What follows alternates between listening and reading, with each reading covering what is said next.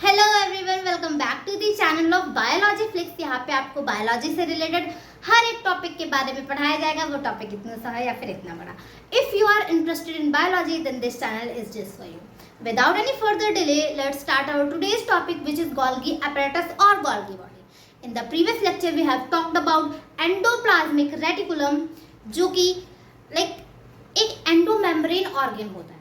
We have also seen what is endomembrane organ. अगर आपने मेरा वो वाला लेक्चर नहीं देखा है then please go and watch it, क्योंकि अगर आपने वो नहीं देखा तो आपको यहाँ पे जो भी बताया जाएगा वो बिल्कुल भी समझ में नहीं आएगा, क्योंकि वहाँ पे मैंने ज़्यादातर पार्ट गोल्गी apparatus का कंप्लीट कर लिया था। तो अगर मैं इसका अलग पर्टिकुलर वीडियो नहीं बनाती हूँ तो कुछ लोगों को ऐसा होता है ना कि मे बी कुछ छूट गया हो या फिर कुछ रह गया हो जो नहीं पढ़ाया गया, बट ऐसा कुछ भी नहीं है। तो यहाँ पे एक्चुअली हम क्विक से रिवीजन लेंगे अपने प्रीवियस लेक्चर का और थोड़ा बहुत और जानेंगे गोल्गी apparatus के बारे में, ठीक है। तो पहले इसकी डिस्कवरीज देख लेते हैं। It is discovered by Camillo Golgi in year 1898। It is discovered by Camillo Golgi in year 1898 and it is densely stained vascular structure. Densely मतलब जैसे बहुत ज़्यादा भरा भरा सा स्ट्रक्चर है near the nucleus of the cell. अब ये क्या है देखिए, मैंने कहा एंडोमेम्ब्रेन ऑर्गन्स। देखिए एंडोमेम्ब्रेन ऑर्गन्स वो ऑर्गन्स होते हैं जो कि न्यूक्लियस से कनेक्टेड हों या फिर न्यूक्लियस के पास में हों। ऐसे ऑर्गन्स जो कि न्यूक्लियस से कनेक्टेड हों और वो न्यूक्लियस के आसपास हो then they are called endomembrane organs. They are called endomembrane organs. Endomembrane organs. There are 4 types of endomembrane organs. First one is endoplasmic reticulum. Endoplasmic reticulum. ठीक है. Second one is Golgi apparatus. Golgi apparatus. Third one is lysosome. क्या होता है? Lysosome. Fourth one is vacuoles. ठीक है, तो ये हमारे 4 होते हैं एंडोमेम्ब्रेन ऑर्गन्स, ठीक है। तो ये क्या होता है, ये सारे ऑर्गन्स एक दूसरे से इंटरलिंक होते हैं। अगर ये जय है तो ये वीरू है, इसके बिना इसका कुछ नहीं हो सकता। और मतलब ये चारों एक दूसरे से इंटरलिंक्ड है। इसीलिए मैं आपसे कहती कि अगर आपने ये लेक्चर नहीं देखा है एंडोप्लाज्मिक रेटिकुलम का then please go and watch it first. उसके बाद आप आइए गोल्गी apparatus पे, क्योंकि अगर आपने वो नहीं देखा तो आपको बिल्कुल भी समझ में नहीं आएगा, ठीक है। तो हमने ये पढ़ा एंडोमेम्ब्रेन ऑर्गन्स के बारे में। अब हम पढ़ते हैं इसके थोड़ा डायग्रामेटिक रिप्रेजेंटेशन के थ्रू कि एक्चुअली इसका वर्क फंक्शन वगैरह क्या होता है, ठीक है। ओके, तो अब ये मैंने एक यहाँ पे सेल बनाई है, ठीक है। ये वही क्यूट वाली सेल है जो कि पिछली वीडियो में थी, ठीक है। और यहाँ पे यहाँ पे ये है न्यूक्लियस। क्या है बच्चों? न्यूक्लियस। अब देखो एंडोमेम्ब्रेन ऑर्गन्स के बारे में हम बात कर रहे हैं और न्यूक्लियस ही ना हो, ठीक है, तो ये बहुत ही बेकार चीज होती है। तो ये हुआ न्यूक्लियस की मेम्ब्रेन। क्या है ये न्यूक्लियस की मेम्ब्रेन? अगर आपको न्यूक्लियस को और भी डिटेल टाइप में पढ़ना है तो you can go and watch the video upload हो चुकी है। तो प्लीज अगर आपने वो वीडियो अभी तक नहीं देखी तो please make sure to watch that, okay, ठीक है। तो ये हमने बना ली इसकी एंडोमेम्ब्रेन। ये क्या हो गया, ठीक है। तो ये हमारी न्यूक्लियस बन गया। अब न्यूक्लियस से अटैच्ड होता है हमारा एक ऑर्गन। क्या एक ऑर्गन अटैच्ड होता है? कौन सा ऑर्गन होता है वो ऑर्गन और कुछ नहीं, हमारा एंडोप्लाज्मिक रेटिकुलम होता है। क्या होता है? एंडोप्लाज्मिक रेटिकुलम होता है, ठीक है, ठीक है। तो एंडोप्लाज्मिक रेटिकुलम होता है। अब जो नीचे का पार्ट होता है एंडोप्लाज्मिक रेटिकुलम को वैसे डॉट डॉट स्ट्रक्चर से, इसके ऊपर ऐसे डॉट डॉट डॉट टाइप के स्ट्रक्चर्स होते हैं, है ना। और इनको क्या बोलते हैं? इनसे क्या अटैच्ड होते हैं, मतलब इनसे राइबोसोम्स अटैच्ड होते हैं। तो ये डॉट डॉट लाइक स्ट्रक्चर इनके ऊपर बनता है, ठीक है।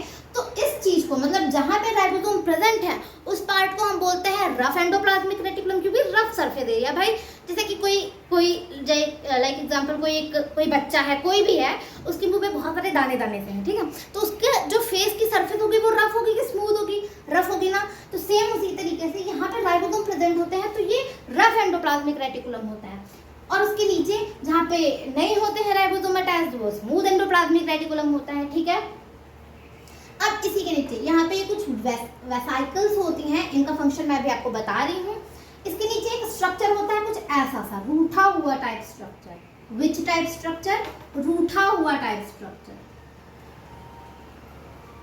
कुछ ऐसा स्ट्रक्चर होता है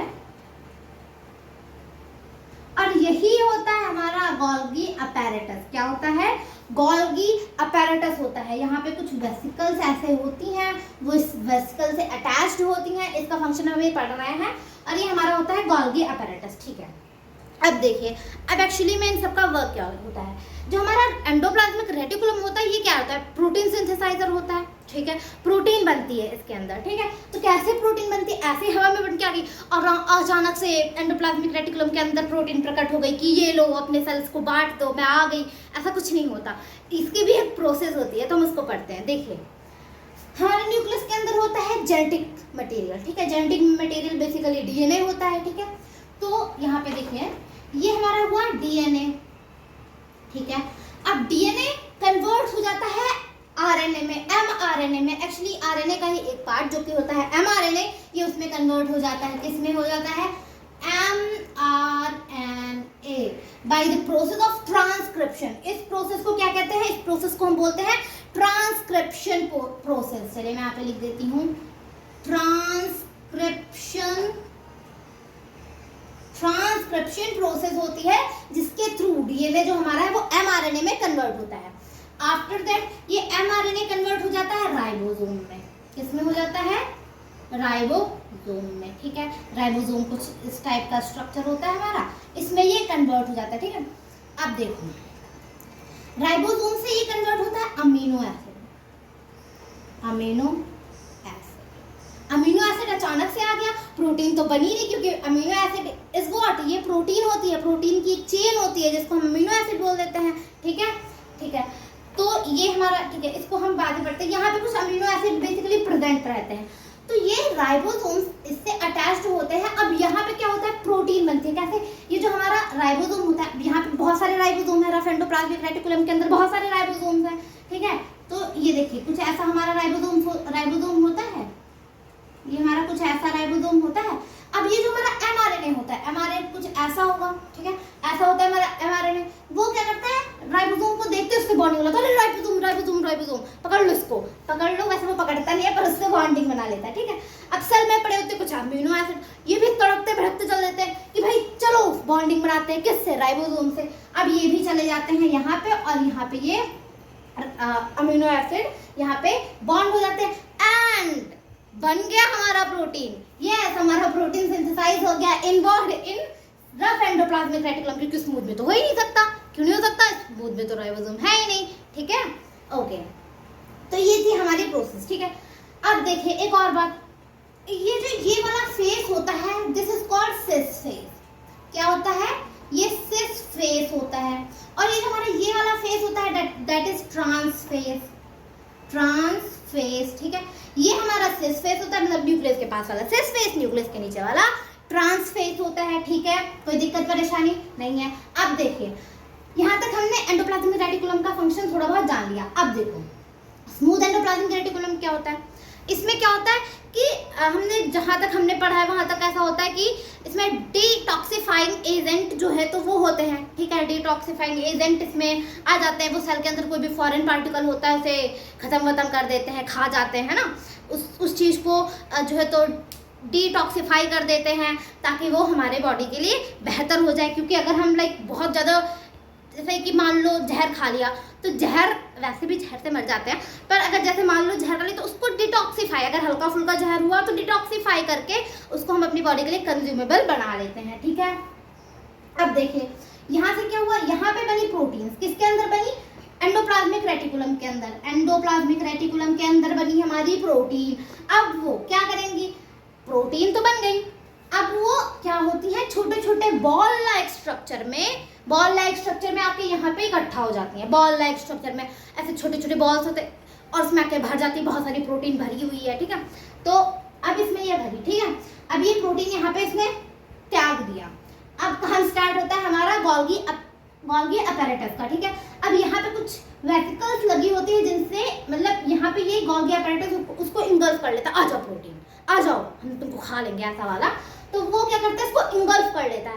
बेसिकली गोल्गी अपैरेटस का जो काम होता है वो प्रोटीन को मतलब और भी ज़्यादा मॉडिफाई करना होता है, मॉडिफिकेशन ऑफ प्रोटीन होता है। यहाँ पे कुछ नहीं होता है, ज़्यादा कुछ नहीं होता है, मॉडिफिकेशन होता है। जैसे कि किस चीज़ का मॉडिफिकेशन, जैसे कि हमारा जो प्रोटीन होता है, प्रोटीन और ग्लूकोज को मिला के बना देती है ये ग्लाइकोप्रोटीन। प्रोटीन और ग्लूकोज को बना के इसको मॉडिफाई करके ये बनाती है ग्लाइकोप्रोटीन।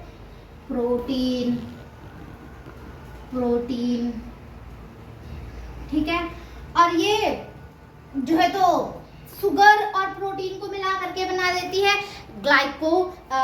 शुगर और लिपिड को मिला के बना देती है ग्लाइकोलिपिड। शुगर और जो है तो प्रोटीन, यहाँ पे एक्चुअली में शुगर होगा, सॉरी फॉर दैट, शुगर और प्रोटीन को मिला के बना देती है ग्लाइकोप्रोटीन। तो ये होता है इसका मॉडिफिकेशन। किसका मॉडिफिकेशन? प्रोटीन का मॉडिफिकेशन। ठीक है। अब देखो एक और बात, देखो जो लाइक बहुत सारे राइबोसोम्स यहाँ पे भी प्रेजेंट होते हैं, मतलब सेल के बाहर भी प्रेजेंट होता है। ऐसा थोड़ी ना दुनिया भर के राइबोसोम सिर्फ एंडोप्लाज्मिक रेटिकुलम से अटैच होंगे, ऐसा तो होता नहीं है। कुछ जो हमारे राइबोसोम्स हैं वो हमारे बाहर सेल में भी ऐसे घुमा करते हैं, सेल में भी घुमा करते हैं ना। तो अब देखो, अब ये अमीनो एसिड इससे बॉन्ड बनाएगा, mRNA बॉन्ड बनाएगा, यहाँ पे भी प्रोटीन बन गया, भर भर के। तो देखो ये जो एंडोप्लाज्मिक रेटिकुलम के अंदर जो हमारी प्रोटीन बनती है वो एक्चुअली में हम सेल के बाहर के लिए यूज करते हैं। सेल के बाहर के लिए मैडम दूसरा सेल आता है नहीं, देखो अब हर टाइम तो ऐसे नहीं तुम्हारा सेल बाहर से हष्ट पुष्ट है, कभी कभी तो कुछ हो ही जाता होगा सेल को। तो क्या होता है कि यहाँ पे जो बाहर के काम के लिए है वो हमारा एंडोप्लाज्मिक रेटिकुलम वो प्रोटीन बनाता है, और जो सेल के अंदर के लिए प्रोटीन की जरूरत होती है वो हमारा बनाता है जो है तो बाहर के राइबोसोम्स। ठीक है। तो ये था इसका वर्क। अब हम पढ़ेंगे इसका थ्योरेटिकल पार्ट। ओके। तो सबसे पहला पार्ट जो हमारा गोल्गी अपैरेटस और गोल्गी बॉडी का होता है वो सिस्ट्रेन होता है। It is a flatted sac like structure stacked on one another. ठीक है। तो ये होता है फ्लैटेड सैक लाइक स्ट्रक्चर होता है, कुछ इस टाइप का इसका स्ट्रक्चर होता है। स्टैक ऑन वन अनदर, एक दूसरे से चिपके हुए होते हैं, है ना, थोड़ा सा एट द कॉर्नर हम कह सकते हैं। यूजुअली 4 to 8 क्रिस्टेन are present in a stack. 4 से 8 जो क्रिस्टेन है वो प्रेजेंट होते हैं एक स्टैक में। Extensive network and are arranged near the nucleus. बहुत ही बेहतर तरीके का इनका जो नेटवर्क होता है बहुत ही बेहतर तरीके का होता है, न्यूक्लियस के पास में होते हैं। Size from 0.5 micrometer to 1 micrometer, 0.5 micrometer तक या फिर 1 माइक्रोमीटर तक इसका साइज हो सकता है। कॉन्फ्रेंटली अरेंज्ड इन कॉन्केव और कॉन्वेक्स टाइप, मतलब इस टाइप में अरेंज्ड होते हैं। तो उस चीज को हम कॉन्वेक्स या कॉन्केव टाइप में हम इसको बोलते हैं। बेसिकली कॉन्वेक्स, एक साइड को कॉन्वेक्स बोलते हैं और एक साइड को कॉन्केव बोलते हैं उनमें। तो ये लाइक कॉन्वेक्स और कॉन्केव शेप टाइप में होते हैं। नेक्स्ट पार्ट, ठीक है। तो जो नेक्स्ट पार्ट होता है हमारा गोल्गी अपैरेटस का वो होते हैं ट्यूब्यूल्स। ये होते हैं स्मॉल फ्लैट और interconnected structure arising from the periphery of crystal. मतलब जो सिस्ट्रेन का जो बाहरी हिस्सा होता है वहां से ये इंटरकनेक्टेड होते हैं और ये स्मॉल और फ्लैटेड लाइक स्ट्रक्चर होते हैं। क्या होते हैं? ट्यूब्यूल्स। हाँ। अब वेसिकल्स, जो इसका थर्ड पार्ट है वो है vesicles. Vesicle, large rounded sacs present all of the edges of cisternae. तो मतलब जैसे बड़े होते हैं, मतलब इनका जो स्ट्रक्चर होता है थोड़ा बड़ा होता है, राउंडेड स्ट्रक्चर होता है। जैसे कि मैंने वेसिकल मैंने बताया था कि वो मॉडिफाई होकर पैक होके आते हैं। 2 वेसिकल्स आते हैं, एक थोड़ा सा छोटा होता है, एक बड़ा होता है। जो छोटा होता है वो लाइसोसोम होता है और जो बड़ा होता है वो हमारा प्रोटीन पैकेजर होता है ना। तो 2 टाइप के होते हैं, एक होता है स्मूथ वेसिकल, एक होता है कोटेड वेसिकल। इसके बारे में हम नेक्स्ट वीडियो में बात करेंगे, बहुत ही डिटेल्स है तो इसके बारे में अभी जानना जरूरी नहीं है। अब जो गोल्गी वैक्यूल्स होते हैं ये भी लार्ज स्फेरिकल वैक्यूल होते हैं। ये वही है एक्चुअली में vesicles, produced as mining phase, functioning as a lysosome. Lysosome का फंक्शन परफॉर्म करते हैं। अब हम जानते हैं गोल्गी अपैरेटस के कुछ फंक्शंस। ओके, तो अब हम पढ़ते हैं फंक्शंस। ठीक है। तो ये क्या करता है? प्रोसेस, उसको बनाता है, प्रोसेस करता है किस चीज की? प्रोटीन को। भाई प्रोटीन को उसको और मॉडिफाई वगैरह करता है। तो ये क्या करता है? प्रोसेस करता है, पैक करता है, पैक करके रखता है। और देखो प्रोटीन को वैक्यूल्स में पैक करके रखता है, फिर वैक्यूल्स जाते हैं बाहर जहाँ पे सेल को जरूरत होती है और उस चीज को ट्रांसपोर्ट करता है। ठीक है, किसको? प्रोटीन को। कौन? Golgi apparatus. Modification of protein, ये प्रोटीन को मॉडिफाई करता है। One of the most important काम जो हमारा गोल्गी apparatus का होता है वो होता है मॉडिफिकेशन ऑफ प्रोटीन, ठीक है। फॉर्मेशन ऑफ प्लाज्मा मेम्ब्रेन, ये हमारे प्लाज्मा मेम्ब्रेन को जो है तो फॉर्मेट करता है, जो इसको बनाता है, ठीक है। और एक बात जो आपको अपनी कॉपी पे सबसे ऊपर 2 चांद चमका के लिखनी चाहिए वो है कि मेम्ब्रेन बायोजेनेसिस, जो 2 ऑर्गन्स हमारी सेल के अंदर होते हैं, first one is endoplasmic reticulum and another one is Golgi body. So that is for today's video guys, hope आपको ये समझ में आ गया होगा। अगर आपको ये वीडियो पसंद आई तो please make sure to like, subscribe and share the channel. Thank you.